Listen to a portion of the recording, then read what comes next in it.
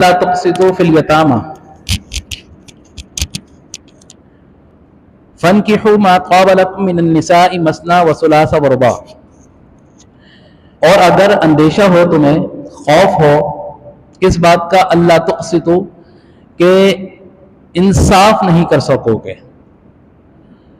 کس کے ساتھ؟ فی الیتامى، ان یتیم لڑکیوں کے ساتھ کہ جو تمہاری تصرف سے برات کہ تمہاری امان میں آ چکی ہیں، جن کے ذمہ تمہاری ذمہ داری آ چکی ہے، اور وہ لڑکیاں ہیں۔ تو اللہ تبارک و تعالیٰ ارشاد فرما رہا ہے کہ وَإِنْ خِفْتُمْ، اور اگر جو ہے اندیشہ ہو تمہیں کہ اللہ تقسطوا انصاف نہ کر سکو گے،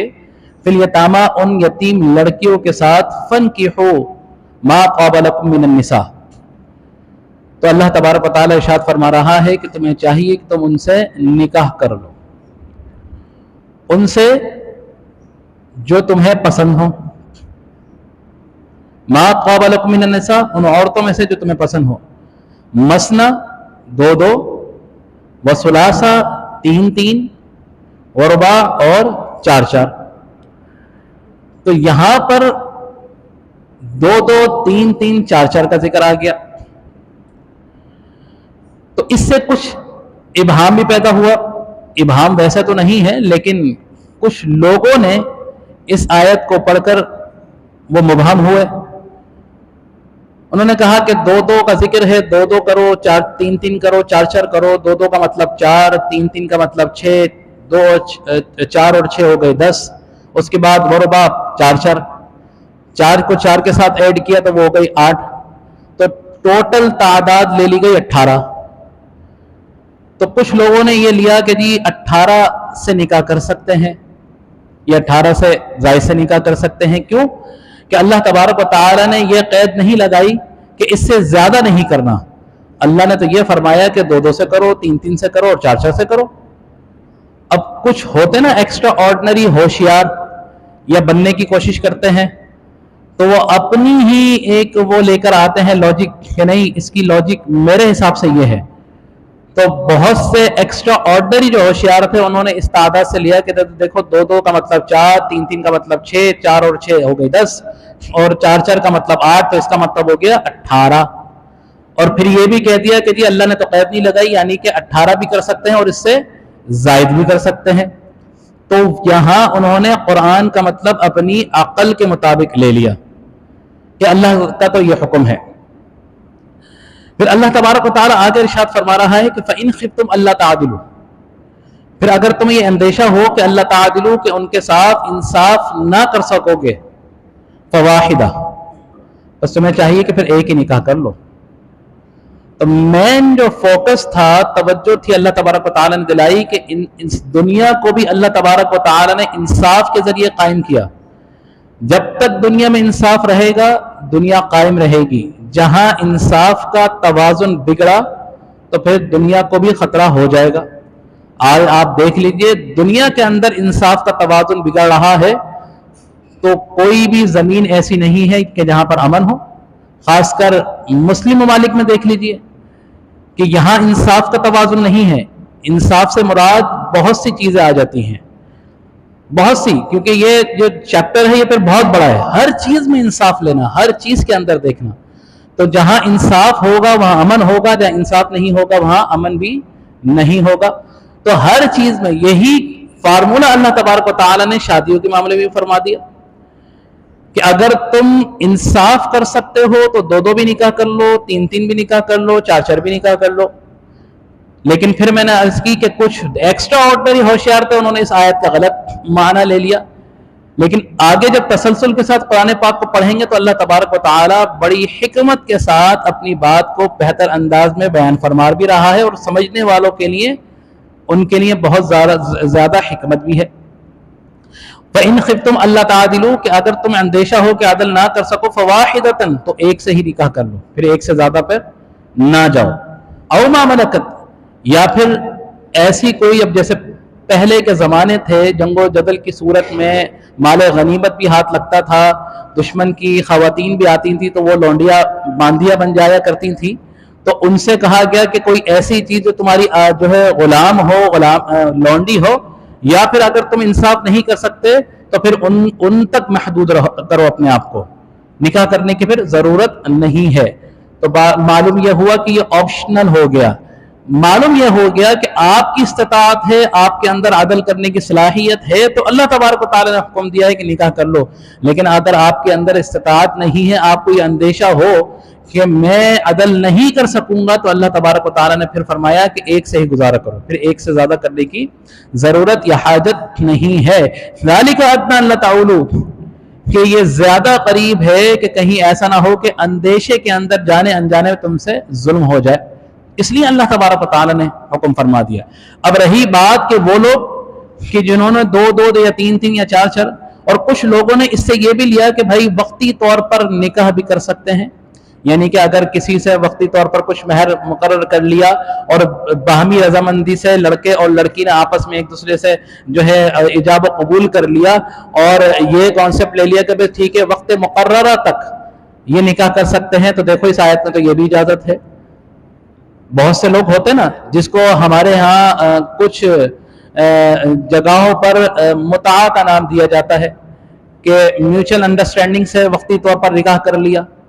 اور اس میں گواہان کی بھی ضرورت نہیں ہے، قاضی کی بھی ضرورت نہیں ہے، اور اس کے لیے پھر وہ جو ہے روایت لانے کی کوشش کرتے ہیں۔ تو اس میں اللہ تبارک و تعالی نے جو ہے قطعی طور پر منع فرما دیا۔ کیوں؟ کہ دوسری اس آیت کا دوسرا حصہ جو ہے کہ اللہ تعدلوا فواحدۃ او ما ملکت ایمانکم، کہ اگر تم انصاف نہیں کر سکتے تو پھر خبردار ایک سے زیادہ پر پھر آگے بڑھنے کی ضرورت نہیں ہے۔ تو یہاں پر اللہ تبارک و تعالیٰ نے ارشاد فرما دیا۔ اب اس سے کچھ جو ہے مسائل بھی جنم لیتے ہیں، کیونکہ ہم جب یہ معاملات اللہ تبارک و تعالیٰ قرآن میں شریعت کو نافذ جو ہے قرآن کی شریعت کو نافذ فرما رہا تھا، تو پھر چلتے چلتے بہت سے پریکٹیکلی طور پر معاملات بھی ہوتے ہیں، تو پھر ہمیں جو ہے اپنا تاریخی جائزہ لینا پڑتا ہے کہ کس طرح کے معاملات ہوا کرتے۔ امام حسن بصری رحمۃ اللہ تعالی علیہ کا قول ہے کہ پہلے زمانے میں مدینہ کے لوگ اپنی زیر سرپرستی یتیم لڑکیوں سے ان کے مال کی وجہ سے نکاح کرتے تھے۔ اب دیکھیں انسان کے اندر لالچ بھی تو ہے نا، اگر کوئی لڑکیاں یتیم ہو گئیں، اب ان کے پاس مال ہے، دولت ہے، تو دل میں لالچ ہے، تو کیا ہوتا ہے کہ نہیں یار یہ ان کے مال ہے، کہیں مال ہم سے جدا نہ ہو جائے، تو نہ چاہتے ہوئے بھی ان بچیوں سے ان لڑکیوں سے نکاح کر لیتے۔ کیوں کہ نکاح اگر جس سے حلال ہے تو شریعت نے نکاح کی اجازت دی ہے تو ہم کیوں نہ کریں۔ لیکن اصل ان کی نیت کیا ہوتی تھی؟ اس مال پر تصرف کرنے کی، حالانکہ دل کا ملان ان کی طرف نہیں ہوتا تھا، رغبت نہیں ہوتی تھی۔ بہت سی چیزیں ایسی ہوتی ہیں کہ یار ہماری جو ہے ملان نہیں ہے، رغبت نہیں ہے، لیکن یہ مجبوری ہے اس لیے ہم یہ کام کر رہے ہیں۔ تو لہٰذا بہت سے لوگ پہلے کے دور میں بھی اور آج کے دور میں بھی اس طرح کے معاملات ہوتے ہیں، اور یہ بہت سی جگہوں پر ایسی جگہوں پر دیکھا گیا ہے کہ جہاں پر جاگیردارہ نظام ہے، چودھریوں کا طرح کا نظام ہے، جن کی بڑی بڑی جائیداد ہیں، تو وہ یہ کرتے ہیں کہ اپنی خواتین کی باہر شادیاں نہیں کراتے۔ کیوں کہ اگر باہر شادیاں کرا دی تو ان کا حصہ جو وراثت میں ملے گا وہ کہیں باہر نہ چلا جائے، تو وہ زبردستی ان کی شادیاں کرا دیتے ہیں، کیوں کہ خاندان کا پیسہ خاندان میں رہے۔ حالانکہ شادی جو جوڑے آپس میں کر رہے ہیں ان کا آپس میں ایک دوسرے کے ساتھ ملان یا رغبت نہیں ہوتی۔ تو یہاں پر اللہ تبارک و تعالیٰ واضح بیان فرما رہا ہے، اور حسن بصری رحمۃ اللہ تعالیٰ نے فرمایا کہ مدینہ کے لوگ یتیم لڑکیوں سے صرف اس وجہ سے نکاح کرتے تھے کہ ان کا مال کہیں آگے نہ چلا جائے، تو ان کے مال کی وجہ سے ان سے نکاح کر لیتے، دل کا ملان نہیں ہوتا، رغبت نہیں ہوتا، اس وجہ سے ان کے ساتھ ناانصافی ہوتی، ان کے ساتھ عدل انصاف نہ کر سکتے، اور پھر سونے پہ سہاگا یہ ہوتا کہ پھر ان کے مرنے کا انتظار کرتے، کیونکہ یہ انتظار ہوتا کہ کہیں یہ اگر مر گئیں تو پھر ان کا جو مال ہے وہ تو ہمیں ہی ملے گا، وہ باہر نہیں جا سکے گا۔ اچھا اس میں پھر اور بھی بگاڑ ہوتا۔ پہلے بہت سے لوگوں میں کیا ہوا کرتا تھا کہ زہر دے دیا کرتے تھے، وہ زہر ایسی چیز ہوتی تھی، سلو پوائزن دے دینا، اس طرح کا دے دینا کہ بھائی پہلے تو لیبارٹریز نہیں ہوا کرتی تھی، پہلے تو ٹیسٹ وغیرہ نہیں ہوا کرتے، تو پتہ ہی نہیں چلتا تھا، کھانے میں زہر ملایا، پانی میں زہر ملایا، دے دیا، انتقال ہو گیا، مر گیا، اور پتہ ہی نہیں چلا کہ وہ تو مر گئے سوتے سوتے۔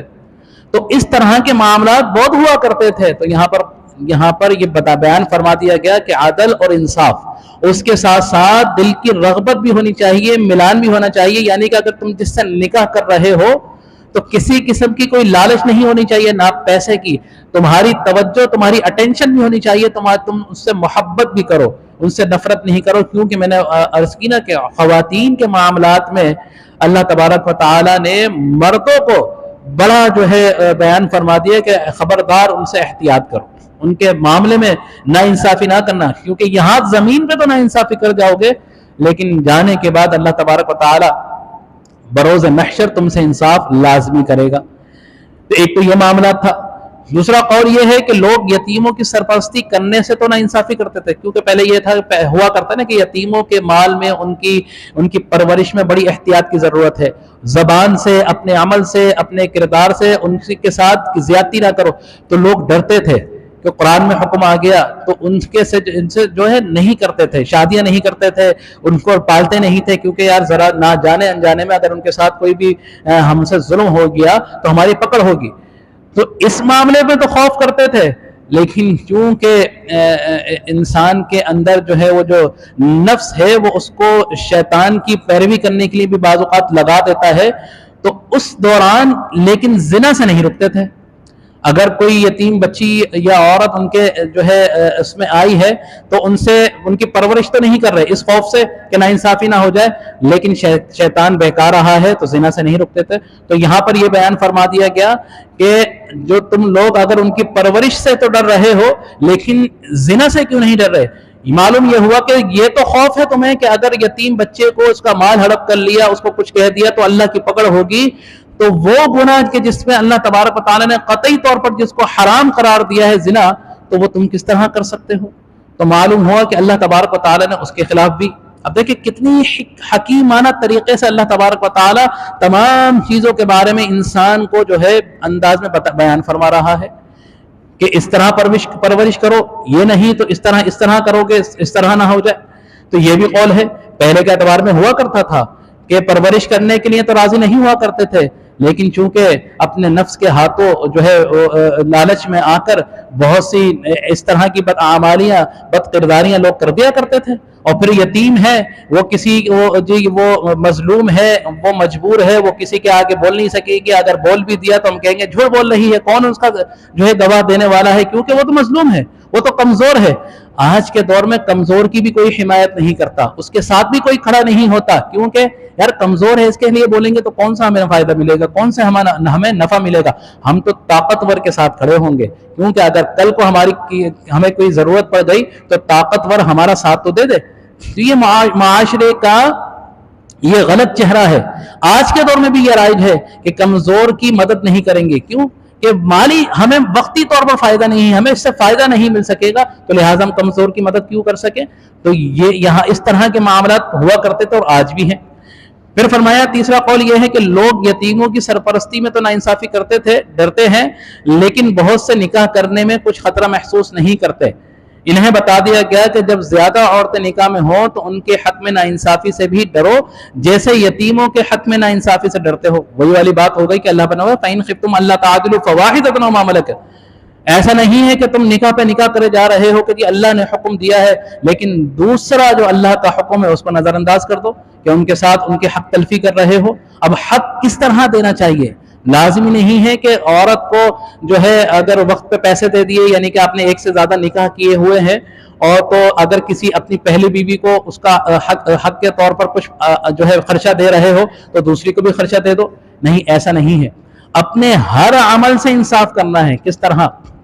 کہ اگر آپ نے ایک سے زیادہ شادیاں کی ہوئی ہیں تو لباس میں بھی ان کے ساتھ اعتدال کرنا ہے، خرچے میں بھی ان کے ساتھ اعتدال کرنا ہے، گھر میں رہنے کے معاملات میں بھی ان کے ساتھ اعتدال کرنا ہے، اور خاص کر رات میں رہنے کے معاملات میں بھی اعتدال کرنا ہے. ایسا نہیں ہو سکتا کہ تم نے اس کی نکاح تو کر لیا مجبور ہو کر یا اس پر ترس کھا کر، لیکن دل میں رغبت نہیں ہے، ملان نہیں ہے، تو اس کو رات میں وقت نہیں دے رہے، خرچہ تو دے رہے ہو لیکن اس کے ساتھ جو ہے مسکراہٹ کے ساتھ بات نہیں کر رہے، اس کے ساتھ نفرت کے ساتھ پیش آ رہے ہو. ایسا نہیں ہے. ہر عمل کے ذریعے یعنی کہ گفتار کے ذریعے بھی اعتدال کرنا ہے، اس سے محبت کرنے کے انداز میں بھی اعتدال کرنا ہے، اس کو جہاں رکھا ہوا ہے، جس اسٹینڈرڈ کے ساتھ اپنی پہلی بیوی کو رکھا ہوا ہے تو اسی اسٹینڈرڈ کے ساتھ آپ نے دوسری بیوی کو رکھنا ہے۔ یہ نہیں کہ آپ نے اگر پہلی بیوی کو بنگلے میں رکھا ہوا ہے تو دوسری بیوی کو جو ہے ایک کسی چھوٹی سی کوٹری میں رکھ دیا، نہیں، چاہو تو پہلی بیوی کو بھی اسٹینڈرڈ کے ساتھ انصاف کے ساتھ رکھو، ورنہ دوسری کو بھی اسی کے انصاف کے ساتھ رکھو، اور پھر اپنی حیثیت کے ساتھ رکھو، اپنی حیثیت کے ساتھ۔ ایک چیز اور کہ نکاح بہت زیادہ کر لیا کرتے تھے کہ دو دو تین تین چار چار نکاح کر لیا، لیکن مال نہیں ہے تو اس میں پھر وہ مجبور ہوا کرتے تھے۔ پھر کیا کرتے تھے؟ جو یتیم بچوں کا مال ان کے ذمہ ہوتا تھا اس مال سے وہ خرچ کر دیا کرتے تھے کہ نہیں جی اب ہمارے پاس جو مال ہے اپنا نہیں ہے، یتیموں کا مال ہے، اس میں سے خرچ کر دیا کرتے تھے۔ تو یہاں روک دیا گیا کہ خبردار اتنا کرو جتنا تم افورڈ کر سکو، اتنا کر سکو، اور اللہ نے حکم بھی دیا ہے کہ کرو۔ ایسا بھی نہیں کہ تم ماشاءاللہ صاحب استطاعت ہو، انصاف بھی کر سکتے ہو، لیکن اس کے باوجود نکاح نہیں کر رہے۔ اگر اس کے باوجود بھی نکاح نہیں کر رہے تو یاد رکھو یہ بھی اللہ تبارک و تعالیٰ کی رضامندی کے خلاف ہے، کیونکہ اللہ نے 4 شادیاں کرنے کا حکم فرمایا ہے، 1 1 2 2 3 3 4 4 اللہ کا حکم ہے۔ کیونکہ آج بھی اگر دنیا میں جو ہے آپ نظر دوڑائیں تو دنیا میں مردوں کی نسبت عورتوں کی تعداد جو ہے 3 یا 4 گنا زیادہ ہے۔ کس طرح کہ اگر دنیا میں ایوریج نکالی جائے تو 1 مرد اور 4 عورتیں۔ تو اللہ کی حکمت دیکھیں کہ اللہ تبارک و تعالی نے پہلے ہی جو ہے انسان کو اجازت دے دی کہ جو صاحب استطاعت ہو اس کو یہ حق ہے کہ وہ 1 1 2 2 3 3 4 4 بیویاں اپنی نکاح میں رکھ سکتا ہے، اور اس میں بھی یہ فرما دیا کہ لازمی نہیں ہے کہ تم کواری سے شادی کرو، کواری سے نکاح کرو، تم کواری سے بھی نکاح کر سکتے ہو، تم متعلقہ سے بھی نکاح کر سکتے ہو، تم کسی بیوہ سے بھی نکاح کر سکتے ہو، سب سے نکاح کر سکتے ہو، لیکن شرط یہ ہے کہ عدل اور انصاف کے ساتھ ہر چیز میں، رات کو سونے میں بھی، رات کو گھر میں رہنے میں بھی، اور ان کو خرچی دینے میں بھی، ان کو جہاں رکھا ہوا ان کو رکھنے کے حساب سے بھی، اور محبت کرنے میں بھی۔ یہ نہیں کہ اپنی پہلی شادی تو آپ نے پسند سے کر لی، دوسری آپ نے کیونکہ شریعت کا حکم تھا، اللہ کا حکم ہے تو ہم نے اس لیے کر لی، لیکن ہمارا کیونکہ ملان نہیں ہے بس اس کا خرچہ اٹھا رہے ہیں، لیکن اس سے احسن طریقے سے اخلاق کے ساتھ بول نہیں رہے، اس پہ بھی پکڑ ہوگی۔ تو دل کی آبادگی بھی ظاہر ہے جو ہے، اس میں آپ کو لازمی ہونا چاہیے کہ کسی قسم کے آپ کے عمل سے نا انصافی نہیں ہونی چاہیے۔ تو یہ اللہ تبارک و تعالی نے یہاں پہ نکاح کرنے کے حوالے سے احکام بیان فرما دیا، اور یہ بھی بیان فرما دیا کہ جو بہت سے لوگوں نے اس سے غلط مطلب لیے کہ نہیں 2 2 3 3 4 4 کا مطلب ہے 18، اور چونکہ اللہ تبارک و تعالی نے یہاں پر کسی قسم کی قدغن نہیں لگائی، قید نہیں لگائی، تو 18 سے زیادہ بھی کر سکتے ہیں۔ حضور علیہ الصلوۃ والسلام جب یہ احکام شریعت جو ہے نافذ ہو رہے تھے تو بہت سے ایسے بھی تھے کہ صحابہ کرام جن میں سے کسی نے اسلام قبول کیا، ان کے عقد نکاح میں 8 بیویاں تھیں، سب نے اسلام قبول کر لیا، تو اللہ کے نبی صلی اللہ تعالی علیہ وسلم نے ان کو حکم دیا کہ 4 رکھو اور 4 کو طلاق دے دو، 4 کو طلاق دو، تاکہ وہ 4 کسی اور کے عقد کے نکاح میں آ جائیں تو یہ معلوم ہو گیا کہ 4 سے زیادہ نہیں کر سکتے۔ قرآن کی بہترین تفسیر آقا علیہ الصلوۃ والسلام کی احادیث مبارکہ سے ہے، اور یہ احادیث مبارکہ میں تواتر کے ساتھ، قطعی طور پر تواتر کے ساتھ یہاں پہ بیان ہے کہ آقا علیہ الصلوۃ والسلام نے یہ بھی فرما دیا، کسی کی نکاح میں 10 بیویاں تھیں تو 4 رکھنے کا حکم، باقی 6 کو انہوں نے طلاق دے دی کہ نہیں آپ طلاق دے دو، ہاں کہ وہ رکھ بھی سکتے ہیں۔ اچھا، یہ اگر بہت سے لوگ اگر عرب میں گئے ہوں تو بہت سی چیزیں ہر کسی کے اندر جو ہے اچھی نہیں ہوتی، لیکن وہاں پر یہ اچھا نظام ہے کہ انہوں نے اگر 4 4 بیویاں عقد نکاح میں رکھی ہوئی ہیں اپنے، تو وہ کیا کرتے ہیں کہ اگر وہ کسی مال میں جا رہے ہیں تو اپنی 4 بیویوں کو ساتھ لے کر جاتے ہیں، اور جس دکان سے انہوں نے شاپنگ کرنی ہے، لباس دلانا ہے، تو 4 کو ایک جیسا لباس دلاتے ہیں، 4 کو ایک جیسی خرچہ دیتے ہیں، 4 کو ایک جیسے مکان میں رکھتے ہیں۔ ایک طرح پاکستان میں بھی اسی طرح ہے، لیکن یہاں پر کیا ہوتا ہے کہ اس طرح کے عورتوں کے ساتھ کچھ ایسے مظالم بھی ڈھائے گئے ہیں کہ اگر آپ اپنی بیوی سے اجازت لینا چاہیں کہ بھائی ہمیں اجازت دے دیجئے کہ ہم دوسرا نکاح کر لیں، تو وہ فوراً کہے گی کہ میں اپنی جان تو دے دوں گی لیکن اجازت نہیں دوں گی۔ یہ ان کے ذہنوں میں بھی ہے، تو لہٰذا عورتوں کو بھی یہ سوچنا چاہیے کہ جو حکم اللہ تبارک و تعالیٰ نے جو ہے مرد کو دیا ہے تو تم اس حکم کے آڑے آنے کی کوشش نہ کرو، کیونکہ یہ بھی اللہ تبارک و تعالیٰ کی ناراضگی کا سبب بن سکتا ہے۔ تو لہٰذا اگر آپ میں سے کوئی ایسا ہے کہ جو دوسری نکاح کر سکتا ہے تو کرنا چاہیے، اللہ کا حکم ہے، لیکن اس نیت کے ساتھ کہ اس کی کفالت ہو جائے، اور لازمی نہیں ہے اپنے اطراف میں کوئی ایسی جو ہے خاتون تلاش کریں، دیکھیں یہ جو بیوہ ہو، جو طلاق یافتہ ہو، جس کی آپ جو ہے کفالت بھی کر سکیں، اس سے اچھے اخلاق میں بول بھی سکیں، بات بھی کر سکیں، اور تو یہ تو بہت اچھا جو ہے عمل ہے، اللہ تبارک و تعالیٰ اس سے راضی بھی ہوگا۔ اور یہاں تک فرمایا کہ اللہ تبارک و تعالیٰ نے فرمایا کہ کوئی شخص اگر اپنی بیویوں کے ساتھ عدل انصاف نہیں کرتا تو بروز قیامت وہ ایک طرف ٹیڑھا ہو کر قیامت میں اللہ تبارک و تعالیٰ کی بارگاہ میں نازل ہوگا، یعنی کہ اس کے جسم میں بھی اعتدال نہیں ہوگا،